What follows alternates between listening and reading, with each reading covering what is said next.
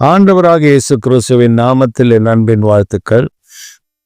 இந்த காலை தியானத்திற்கென்று நாம் தெரிந்து கொள்கிற வேத வசனம் ஏசாயா தீர்க்கதரிசன புத்தகம் 43 அதிகாரம் 5 பயப்படாதே, நான் உன்னோடு இருக்கிறேன்.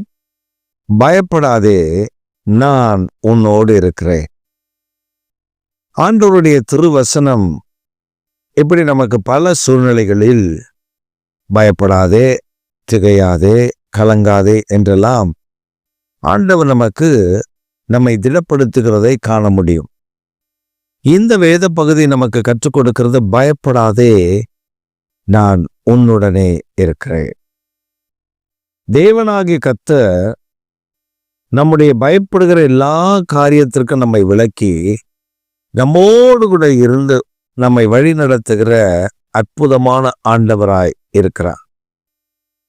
மனிதர்கள் நம்மை கைவிடலாம், உறவினர்கள் நம்மை கைவிடலாம், பெற்றோர் நம்மை கைவிடலாம், பிள்ளைகள் நம்மை கைவிடலாம், நம் நம்பினோர் நம்மை கைவிடலாம், நம்முடைய உற்றார் உறவினர்கள் நம்மை கைவிடலாம். ஆனால் நம்மை கைவிடாத ஒரு தெய்வம், நம்ம சூழ்நிலைகளுக்கு ஏற்றபடி நம்மை அழகாக பாதுகாத்து கொள்ளுகிற கர்த்தர், நம்முடைய ஆண்டவர் எவ்வளவு அருமையானவர் என்பதை நாம் மறந்துவிடக்கூடாது. அதனால்தான் ஆண்டவர் சொல்றாரு, நீ பயப்படாதப்பா, நீ பயப்படாத மகளே, நீ பயப்படாத மகளே, நான் உன்னோடு கூட இருக்கிறேன். பல சூழல்கள் நமக்கு பயத்தை கொண்டு வரும், பல சூழல்கள் நமக்கு நெருக்கத்தை கொண்டு வரும், பல சூழல்கள் நமக்கு போராட்டங்களை கொண்டு வரும். ஆனால் கர்த்தர் நம்மோடு கூட இருந்து நம்மை நடத்துகிறதை பார்க்கும் பொழுது பயங்கர ஆச்சரியம்.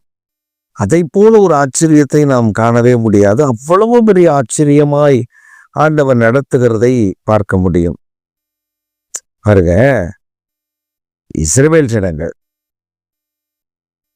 நியாயாதிபதிகள் புத்தகத்தில் நீங்க பார்த்தீங்கன்னா, பாவம் செய்வாங்க, தேவனை நோக்கி கூப்பிட்டு மனம் திரும்புவாங்க, கர்த்தர் ஒரு ரட்சகனை கட்டளையிடுவார், அவங்க அமைதல் உள்ள ஜீவனை கொஞ்சம் காலம் பண்ணுவாங்க, அப்புறம் பாவம் செய்வாங்க. இதுதான் சைக்கிளிக்கா இந்த நியாயாதிபதி புஸ்தகத்தில் வரும்.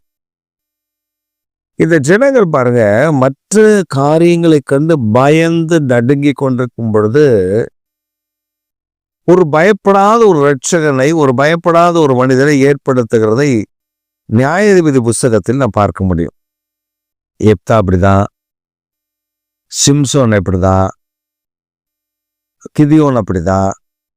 ஆண்டவர் இப்படிப்பட்ட இரட்சகர்களை எல்லா பயத்திற்கும் நீங்களாக்கி ஜனங்களை ரட்சிக்கும்படி வழிநடத்தும்படி அப்படிப்பட்ட தைரியம் உள்ள நபர்களை கர்த்தர் ஏற்படுத்துகிறதை வேத நியாயாதிபதிகள் புஸ்தகம் முழுவதிலே நாம் காண முடியும்.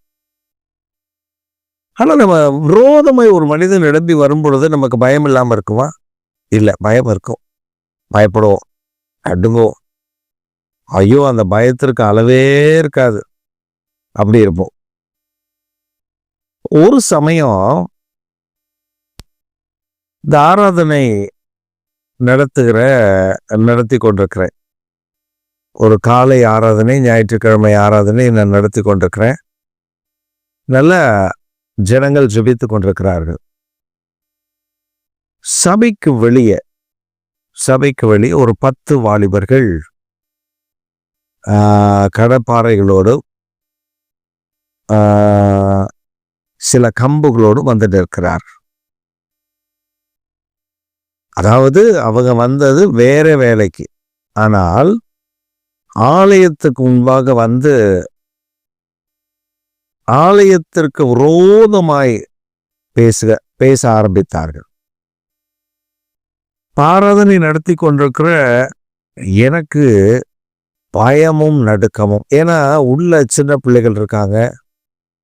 ஒரு ஒரு ஒரு ஒரு உள்ள வந்து எதையாவது அடிச்சு நொறுக்கிட்டானுங்கன்னா நம்ம அடிச்சா பிரச்சனை இல்லை, ஆனா மற்ற குழந்தைகள்லாம் இருக்காங்க, சிறு பிள்ளைகள் இருக்காங்க, அவங்களெல்லாம் அடிச்சுட்டா என்ன பண்றது அப்படின்னு ஒரு பயம்னா பயம், அப்படி ஒரு பயம். நான் பயந்து நடுங்கி கொண்டு ஆராதனை நடத்துகிறேன். வார்த்தை வரல, அந்த பயத்தினுடைய உச்சகட்டத்தில் இருக்க. அப்ப என்னை யாரோ தொட்டதை போல உணர்ந்தேன். somebody has touched me. யாரோ என்னை தொடுவதை அல்லது என்னை உராசுவதை உணர்ந்த போதுதான் ஆண்டவர் ஒரு காட்சியை எனக்கு காண்பித்தார். இது தரிசனம் அல்ல, ஓப்பனான கண்கள்ல நான் பார்க்கிறேன். ஒரு சிங்கம், அதாவது அந்த சிங்கத்தை நம்ம விவரிக்கவே முடியாது. அப்படி ஒரு சிங்கம் அது என் அருகில் அமர்ந்திருக்கிறது. அந்த சிங்கத்தினுடைய வால் தான் என் மேல பட்டது, ஒராசினர். அதற்கு பின்பு எங்கிருந்து தான் ஒரு தெம்பு, ஒரு பலன், ஒரு சத்துவம் வந்ததோ தெரியாது. நல்ல சத்தத்தை உயர்த்தி கர்த்தரை விடுதலையோடு ஆராதித்த அந்த பயம் அப்படியே அந்த பயம் காண போச்சு. ஆண்டவரை துதிக்க ஆரம்பித்தோம்.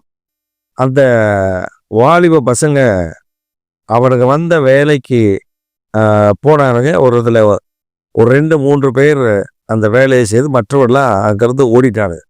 அங்கே இல்லை.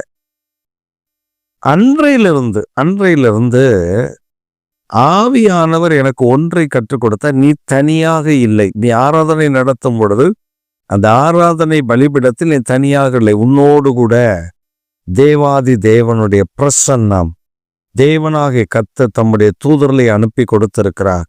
நீ ஏன் கலங்குகிறாய்? அப்ப ஆண்டவர் நமக்கு இதைத்தான் இன்றைக்கு நமக்கு கற்றுக் கொடுக்கிற, பயப்படாதே, நான் உன் கூட இருக்கிறேன். அப்ப நம்முடைய வாழ்க்கையில நாம் அவரை பார்க்கல, கண்களை கொண்டு நாம் அவரை காணவில்லை. அவர் நம்மோடு கூட இருக்கிறதை உணர முடியும். காற்று அடிப்பதை எப்படி உணர்கிறோமோ அதே போல நம்முடைய தேவனாகிய கர்த்தர் சர்வ வல்லவராய் நம்மோடு கூட இருக்கிறதை நாம் உணர்ந்து கொள்ள முடியும். இந்த உணர்வை தான் இந்த பகல் நேரத்தில், இந்த காலை வேளையில் உங்களுக்கும் எனக்கும் நம்முடைய தேவனாகிய கர்த்தர் கட்டளை இடுகிறார். நீ பயப்படாதே, நான் உன்னோடு இருக்கிறேன். நீ பயப்படாதே, நான் உன்னோடு கூட இருக்கிறேன். நான் உன் கூட இருக்கிறேன். நீ ஏன் பயப்படணும்? சூழ்நிலையை பார்த்து பயப்படாத, காற்றை பார்த்து பயப்படாத, மின்னல்களை பார்த்து பயப்படாத, அதிர்வை கண்டு நீ பயப்படாத. நான் உன் கூட இருக்கிறேன். நான் உன் கூட இருக்கும்போது எல்லா பயத்திற்கும் உன்னை விலக்கி பாதுகாப்பேன். இந்த கால வேளையில் நீங்கள் எதை குறித்தோ பயந்து கொண்டிருக்கிறீர்கள் தானே?